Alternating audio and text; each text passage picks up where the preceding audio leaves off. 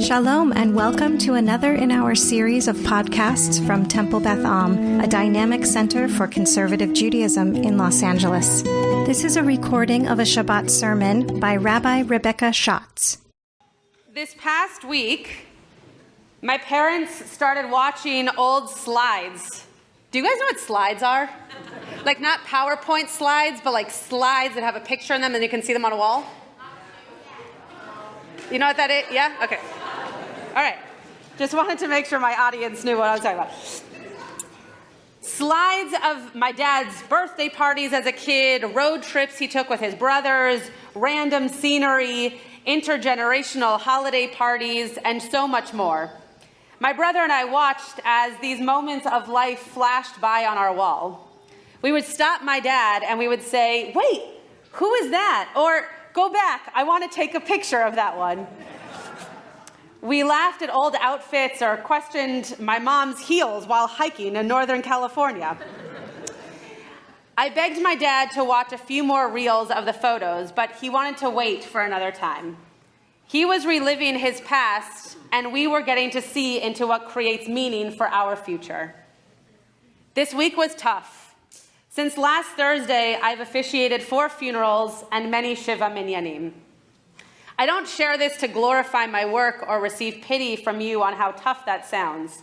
Rather, I want you to know how honored and powerful each of those intergenerational moments were for me as a rabbi.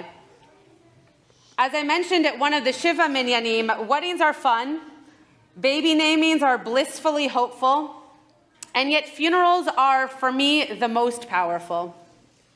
We sit down with a family, we hear about a loved one that we knew or are just getting to know, and then we assist in the ultimate act of chesed ve'emet, something that we heard in our parsha earlier today, true loving kindness. An act that the deceased cannot perform for us and therefore is the highest form of mitzvah and love. We move forward in our present and soon future lives influenced by the past and the memories that keep us afloat. In this week's Parsha, as Romy mentioned, there's this beautiful intergenerational moment where Jacob is about to die and he calls forward Joseph to bless his children, Jacob's grandchildren. From here we get the blessing that Noam actually read, Yesimcha Elohim ke'Ephraim v'chi Menashe, which we say at every Shabbat meal or holiday to our sons. However, there is a moment leading up that we often just gloss over. Vayomer Yosef el Aviv banayhem asher natan li Elohim bazez, and Joseph said to his father Israel, "These are my sons who God has given me here."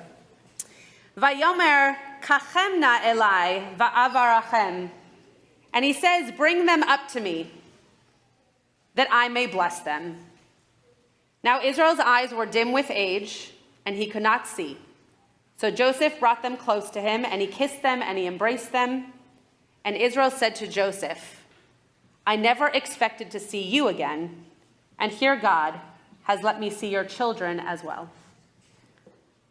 And Israel blessed Joseph, saying, "The God in whose ways my fathers Abraham and Isaac walked, the God who has been my shepherd from my birth to this day, Hamalach hagoel oti mikora yevarech et hane'arim. The messenger who has redeemed me from all harm, bless the lads. In them may my name be recalled, and the names of my fathers, Abraham and Isaac, and may they be teeming multitudes upon the earth." Jacob, Israel, asked to bless his grandchildren and first turns to his son, Joseph, and he blesses him in front of them. There's something very special about this moment that we all seem to just gloss over in order to get to the blessing of Ephraim and Menashe. Why does Jacob bless Joseph when the point of the moment was to bless his children, Jacob's grandchildren?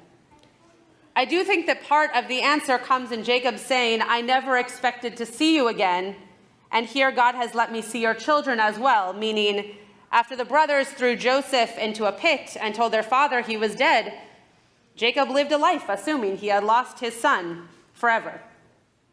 So not only was it a blessing to see him again, of course, and live life with Joseph again for a few years, but to have his children be part of Jacob's life before he died, well, that was the best blessing of them all.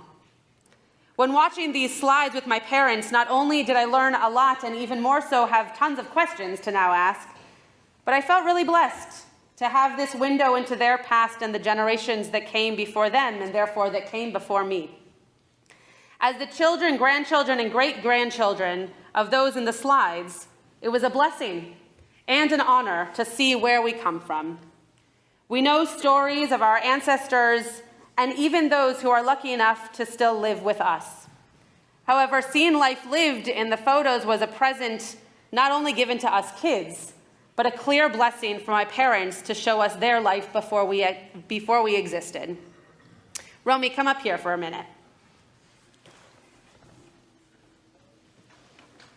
Do you want to read the rest? No, okay. Ramban Nachmanides comments on this moment in our Torah to teach us that in order to bless Joseph, out of his love for him, he blessed his sons. Because as another commentator, Chizkuni, says, a blessing given to the sons is automatically a blessing given to their father. Romy, this bat mitzvah today is exactly that. A blessing given to you that trickles back so many generations to bless all those who came before you and all those who will look up to you one day. You have quite the legacy in this community, both Beth Am and Los Angeles, and I know intimately well that that is not always easy. You are your own person, your own young woman who deserves her own blessings, and yet you recognize the importance of connecting to the blessings that have brought you to this moment in this place. Nothing about this process was easy, Romy. I know that, you know that, and your family, who is beaming the most with pride right now, knows that.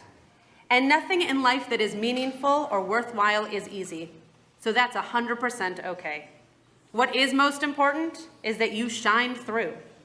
This bat mitzvah is a day of blessing for you to be who you can be. The pressman student, the silly sister, where your brother is still not in the room, but one of them is. Oh, now he is. He came back. The adoring daughter and granddaughter, the curious and intelligent community member. So Romy, when Jacob blessed Joseph in front of his grandkids, it was not because they did not deserve a blessing of their own. In fact, they get one that we hear often, but it was because sometimes we are growing into our blessings, and we need to remember that right now. The biggest blessing is to be exactly who we are, who you are right now, surrounded by all those who allow us to be great. Mazal tov. You have been listening to another in our series of podcasts from Temple Beth Am, a dynamic center for conservative Judaism in Los Angeles. If you enjoy these podcasts, we invite you to write a review on the Apple Podcast site or wherever you get your podcasts. For more information about Temple Beth Am Los Angeles, go to tbala.org.